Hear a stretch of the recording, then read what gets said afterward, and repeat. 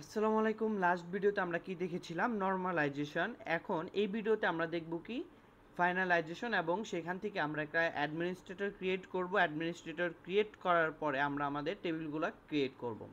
তো নরমালাইজেশনের পরে যখনই কি আমাদের নরমালাইজেশনটা শেষ হয়, তো নরমালাইজেশনের পরে আমরা কি পাই? আমাদের এই ফাইনাল টেবিলগুলো পাই। তো এই ফাইনাল টেবিলগুলো আমি কি করেছি, তো এক জায়গায় সবগুলো লিখে রেখেছি যে আমার এগুলো কি ফাইনাল টেবিল। এবং এই ফাইনাল টেবিল থেকে আমি কি করব, যে আমাদের যে ডেটাবেজে যে টেবিলগুলো আছে সেই টেবিলগুলো ক্রিয়েট করব। তো সেই টেবিলগুলো ক্রিয়েট করার আগে আমাদের একটা ছোট্ট একটা কাজ করতে হবে, যে আমরা যে আমাদের যে সিস্টেম নামে যে অ্যাডমিনিস্ট্রেটর ছিল তার থেকে আমরা পারমিশন নিব, যে আমি চাচ্ছি যে আমার আলাদা একটা এই লাইব্রেরির অ্যাডমিনিস্ট্রেটর থাকুক। তো সেটার জন্য আমরা কি করব, আমরা ক্রিয়েট করব আমাদের কি একটা লাইব্রেরি অ্যাডমিনিস্ট্রেটর। সেখানে আমি কি করলাম, যে ক্রিয়েট ইউজার। তো আমার যে ইউজারটা আছে সেটা থাকবে কি আমার লাইব্রেরি দিলাম। আপনি যে কোনো আপনার প্রজেক্ট বেজে আপনি যে কোনো কিছুই দিতে পারেন। তো ইউজার, তারপর আইডেন্টিফাইড বাই লাইব্রেরি। তো এখানে কি দিলাম, আইডেন্টিফাইড বাই মানে হলো এটা যে আমি যেটা দিয়েছি সেটা হলো কি আমার পাসওয়ার্ড। যখন আমরা লগ ইন করবো তখন আমরা ইউজারের জায়গায় দিব কি লাইব্রেরি, এবং আইডেন্টিফায়ার জায়গায় দিব কি আমরা আমাদের এই লাইব্রেরি এই পাসওয়ার্ডটা। ঠিক আছে। তো এটা দেওয়ার পরে এটা যদি আমরা সিলেক্ট করি তাহলে আমাদের কি হবে, আমাদের একটা ইউজার ক্রিয়েট হয়ে যাবে। তো এখানে আমার কি হলো দেখতে পাচ্ছেন না, যে এখানে ইউজার ক্রিয়েটেড। এরপর কি করব, যে ইউজার যে ক্রিয়েট হয়ে গেছে সেখানে আমি ঢোকার জন্য পারমিশন নিতে হবে। তো পারমিশন নেব কি, আমি grant connect resource two library. ঠিক আছে, রিসোর্স টু লাইব্রেরি। তো এটা আমি রান করে দিলাম। তাহলে কি হলো, আমাকে কিন্তু অলরেডি পারমিশন দিয়ে দিয়েছে। তারপর আমি কি করব, এখান থেকে লগ আউটে যাব। লগ আউটে গেলে আবার আমি কি করব, লগ ইনে যাব। ঠিক আছে, লগ ইনে যাওয়ার পর আমার ইউজার নেম কী ছিল, লাইব্রেরি। তো আমি এখানে দিলাম লাইব্রেরি। আবার কি ছিল, পাসওয়ার্ডও কি ছিল আমার লাইব্রেরি। তাই আমি এখানে দিলাম লাইব্রেরি। তো এখন আমি এটাকে কি করলাম, লগ ইন করলাম।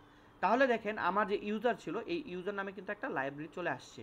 তো এখন আমি প্রত্যেকবার যখনই আমার টেবিল ক্রিয়েট করব, সব কিছু করবো, তখন এই ইউজারের ভিতরে করব।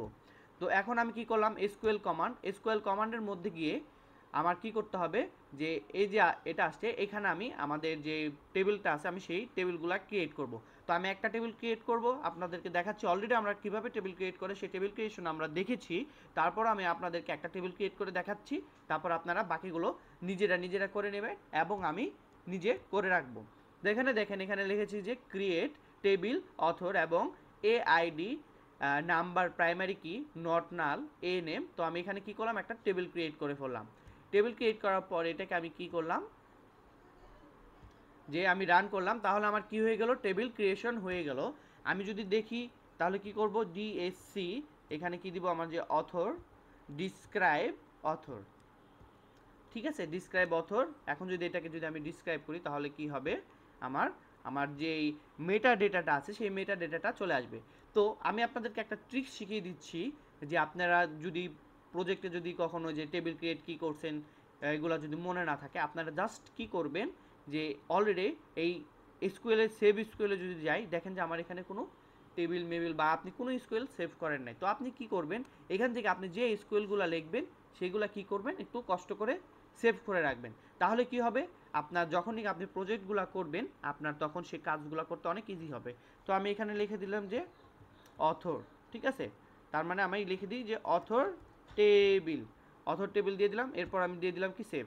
তার মানে দেখেন আমার যে আমি যদি এখন এটা থেকে যদি বের হয়ে যাই, বের হয়ে গেলাম, তারপর কি করলাম, এসকিউএল কমান্ডে গেলাম, এখন আমার কিন্তু ওই টেবিলটা কিন্তু আমার থাকবে না। তো এখন আমি কি করতে পারি, যে আমার এই অথর টেবিলটা দেখা দরকার, তখন আমি কি করব, এই এসকিউএল সেভে যাব। এখন এই যে আমার যে লাইব্রেরি ওনার কি আমার লাইব্রেরি, তারপর কি আমার নেমটা কি ছিল অথর টেবিল, এবং ডিসক্রিপশন আমরা কিছু দিইনি, আপনি চাইলে দিতে পারেন।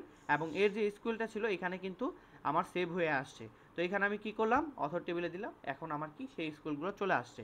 তো আপনারা প্রত্যেকবার যখন নাকি টেবিল ক্রিয়েট করবেন, টেবিল ক্রিয়েট করার পরে প্রত্যেকবার এই স্কুলগুলো এভাবে সেভ করে রাখবেন।